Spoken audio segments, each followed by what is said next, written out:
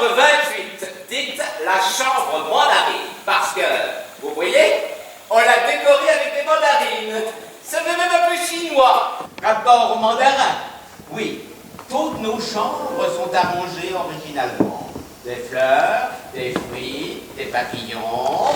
Ça fait chic et parisien. Surtout que ici, dans le quartier où nous sommes, les Batignolles, c'est le vrai Paris de Paris. Et comme je vois que monsieur a une tête de vrai Parisien, monsieur, c'est par ici, monsieur. Mais entrez donc.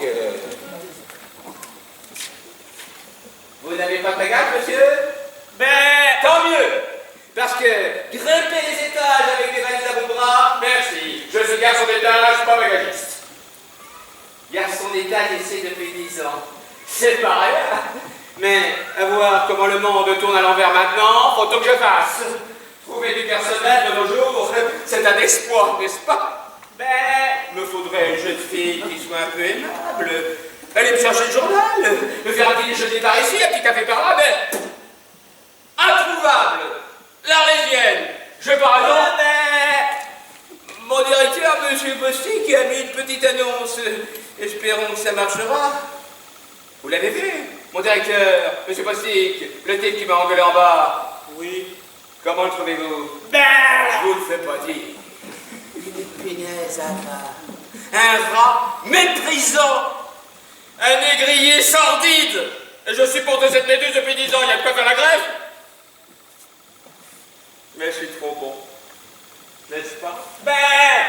Vous en dites pas avec mes histoires. J'aime bavarder, c'est pas méchant, non? C'est pour une nuit, c'est pour plusieurs. Plusieurs? Oui? Non? Je ne sais pas. Si vous avez besoin de quelque chose, vous décrochez le téléphone et vous dites, vous voulez voir quelque chose? Si vous voulez ouvrir la fenêtre, ça donne sur le square des Batignolles. Et même, en vous penchant, vous pouvez voir la gare Saint-Lazare. Vous voulez voir la gare Saint-Lazare, monsieur? Bon, ici, vous avez la penderie, ici, vous avez la salle de bain. Vous avez envie que je vous fasse couler en bas, monsieur? Non.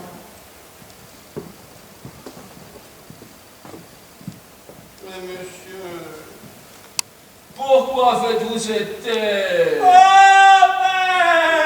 Qu'est-ce que vous avez, monsieur? Ma femme me trompe. C'est rien, ça. Elle est partie avec un collègue à moi, il y a 4 jours.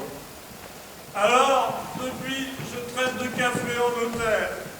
Mais à qui avez-vous donc téléphoné en arrivant à la caisse en bas?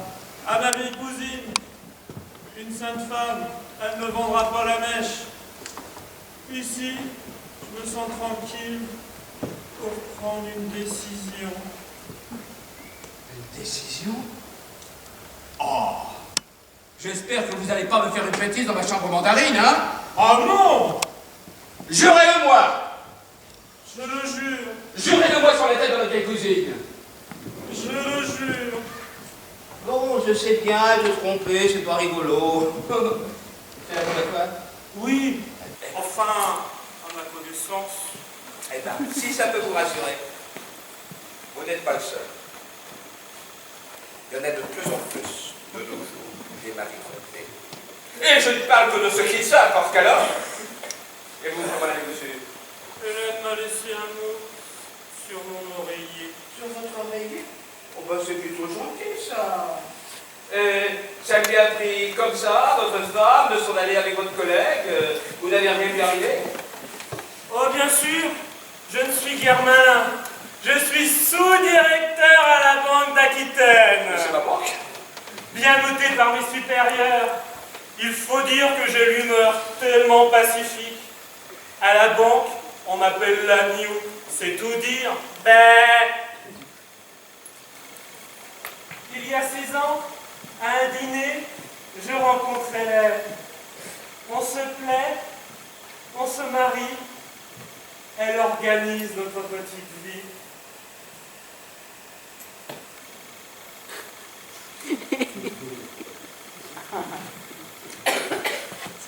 Son surnom, c'est la fourmi.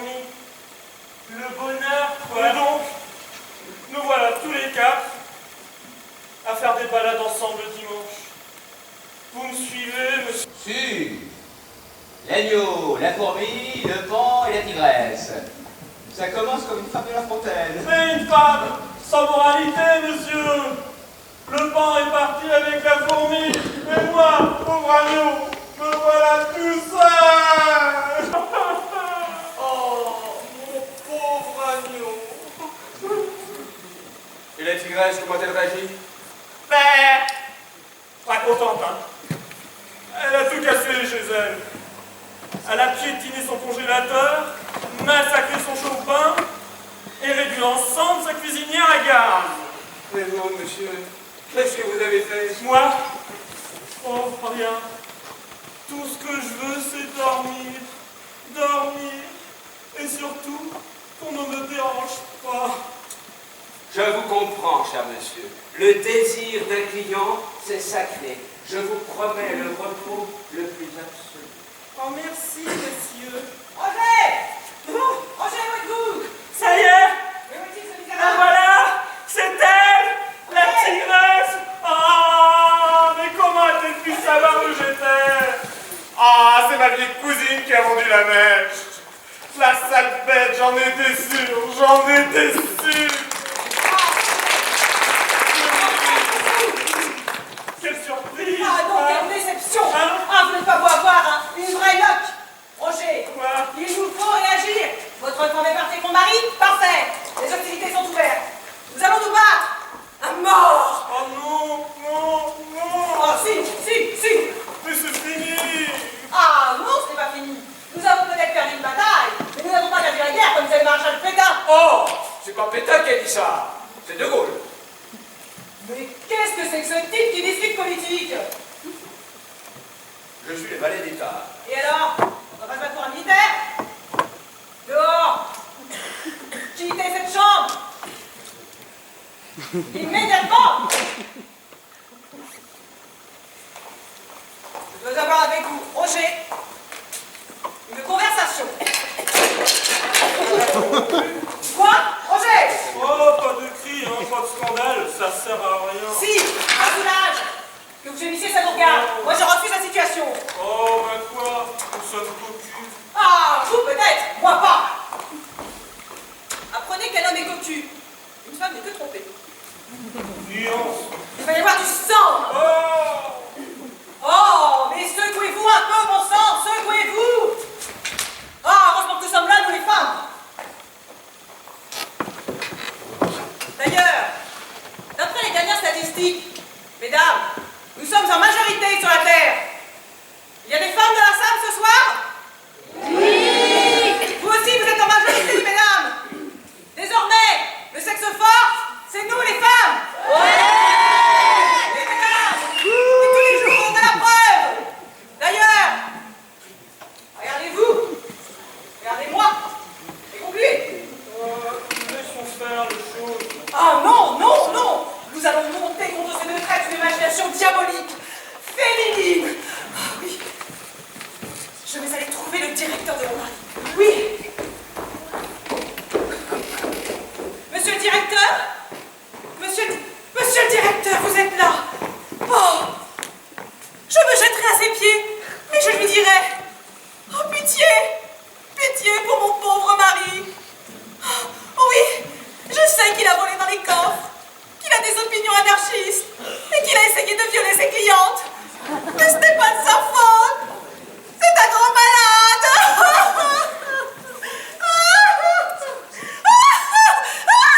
Je ne lui en donne pas pour 8 jours. Oh non, c'est pas bien. Hein. Attendons. Bien. Vous avez entendu? Il ne dit pas bien. Va-t-on? Pas bien. Mais apprenez, monsieur, que dans la vie, il y a des circonstances où il faut avoir la franchise de mentir. Et ce n'est qu'un début. Hein? Dès que je les retrouve tous les deux, je les égore. Quelle horreur! Voilà, c'est bon. C'est mesquin. Oh, c'est humain.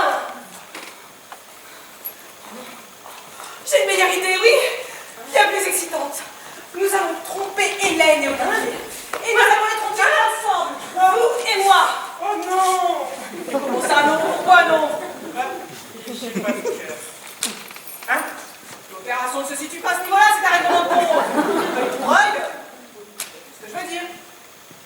Roger. Vous allez être mon amant. Tout de suite. Mais ça n'avancera à rien, je ne comprends pas. Ils le sauront. On fera des photos. Ça me gêne de vous refuser. Franchement, vous êtes une jolie femme.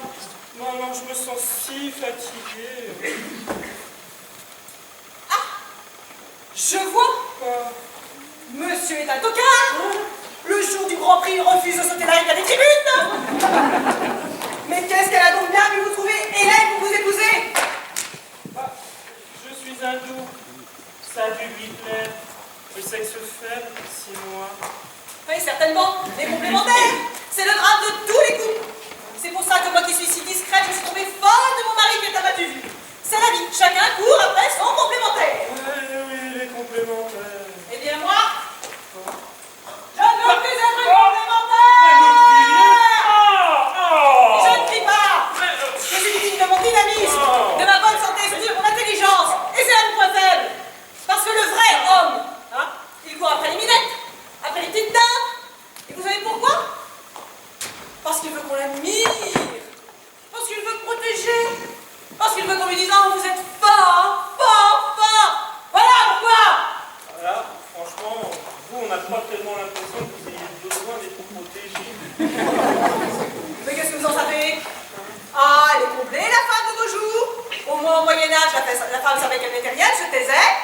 Aujourd'hui, on lui explique qu'elle est tout, mais elle doit encore se taire. Je vote, donc je pense, donc je suis, donc je dis la vérité à mon mari, donc il pas être une idiote. Est-ce là qu'on appelle l'émancipation de la femme? Ah, et les drames vont se précipiter, mon cher. Parce que maintenant qu'on envoie les filles à l'école jusqu'à 17 ans, le nombre de petites bécasses à épouser va se rétrécir de jour en jour. Alors vous pensez bien que dans ces quelques années, les hommes vont s'arracher ces dernières petites dindes, et nous autres, les femmes sensées, nous n'aurons plus d'hommes. Vous vous échauffez. Oui, je m'échauffe. Parce qu'être lucide et être laissé pour compte, c'est injuste, non? Oh, moi. Oh, vous. Des hommes de lit, sexe faible. Ah, moi je ne vais plus parler sentiments ni réalisme. Je vais coller les avocats aux trousses de mon mari, hein. Je vais le ruiner. D'ici quelque temps, il n'aura fait de pas manger un morceau de pain sec, et moi je mangerai du caviar à tous les repas. J'aime pas ça, le Moi non plus, je le forcerai. Quel courage, vous, je vous admire. Oh non, j'ai une autre idée, bien meilleure celle-là. Oui, nous allons commettre un crime parfait. Du poison, glissé dans leur alimentation, afin qu'ils se tordent de douleur pendant 24 heures et que...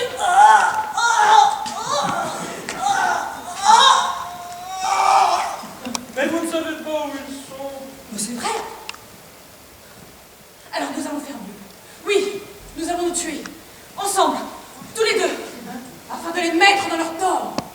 Et pour que le restant de leur vie, ils crèvent lentement de remords. Comme l'œil de Cain sur la tombe de Victor Hugo. Oui, je vais aller acheter un revolver et 2 balles. Une pour vous, une pour moi. Bon. Oh oui, c'est ça. Tirez-moi vite une balle à la tête. Mais comment ça, messieurs, moi, mais c'est à l'homme de faire le travail. Mais quel goujat. Oh, si seulement je savais où se trouvent ces 2 canettes, je vous jure que... Rambouillet. Pardon? Qu'est-ce que vous dites? Ils ont loué une petite maison à Rambouillet. Hein? Vous savez ça depuis quand? Depuis hier. Et vous l'avez su comment? Ils ont téléphoné confidentiellement à ma vieille cousine. Elle a vendu la mèche. Elle vend toujours la mèche. Parfait. Alors elle va nous servir la mèche. Je vais aller acheter une charge de dynamite. Je la glisserai délicatement sous la maison. Et boum! Nettoyage total, plus personne. Oh, et vous irez en prison. Tant mieux. Je serai contente d'aller en prison. Je serai ravie d'être condamnée. Je travaillerai à la confection de couronnes en perles et de chaises en paille. Je boirai de l'eau. Le monde m'oubliera. Je prendrai des rides et des cheveux blancs. Tant mieux.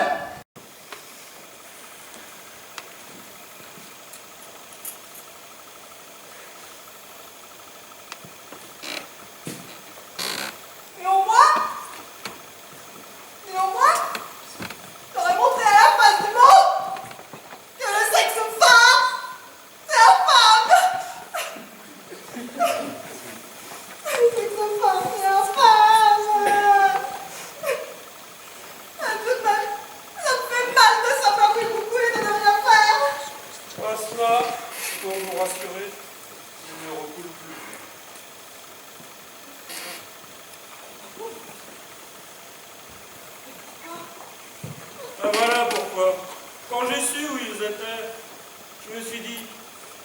trop triste, c'est trop bête de se quitter comme ça. Alors je suis allé les voir à Rambouillet, pour trouver un arrangement, quoi. Ils se sont moqués de moi. Ah, ça m'a pas fait plaisir, hein. Oh non, c'est sensible, la cocu. Alors, vous savez ce que j'ai fait?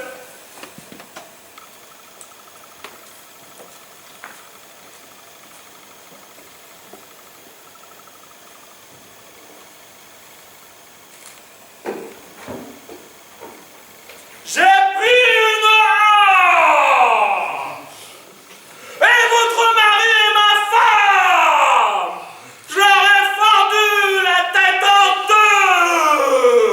Et tac, tac, voilà, bien fait. Et devant du cadavre, je leur ai dit, l'agneau vous dit mais.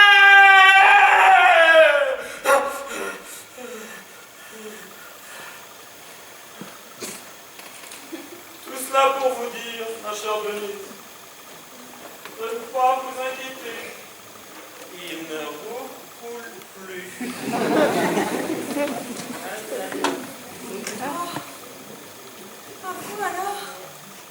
Oh, mais quel homme! Dans le fond, vous êtes un vrai mâle. Moi, si fragile, et vous si fort. Vous êtes sur les complémentaires parfaits. Et puisque le destin a frappé, nous sommes veufs. Alors, pourquoi pas? Oui, j'ai un doux aveu à vous faire. Je vous attendais avec une affectueuse impatience. Je savais que ma bavarde cousine vous téléguiderait vers moi. Oh non, mais alors? Alors, vous allez être ma complémentaire. Tout de suite. Ah oui. Tenez-moi ça une minute. J'ai une bonne nouvelle pour vous. Vous allez voir.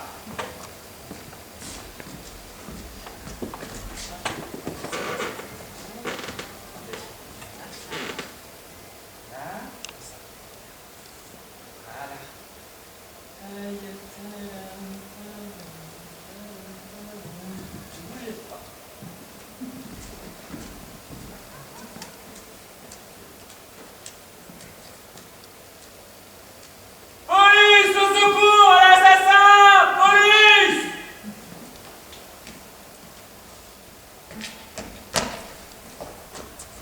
Tenez, regardez! Cette femme a voulu m'assassiner pendant mon sommeil. De plus, elle vient de m'avouer qu'elle avait massacré avec cette hache son mari et ma femme. Il faut l'arrêter, appeler la police. Vous êtes témoin, n'est-ce pas? Oui, je suis témoin. J'appelle la police.